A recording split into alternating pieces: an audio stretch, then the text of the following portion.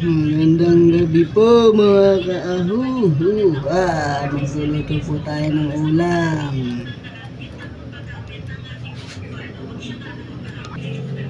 Magluluto po tayo ng ulam.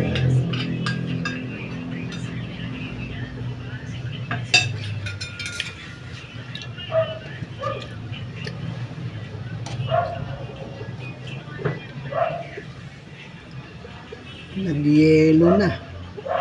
Nilagay kasi sa freezer. Ayan, tutugnasin na lang po natin yan. Okay na po yan. Magandang gabi mga kaahuhuha.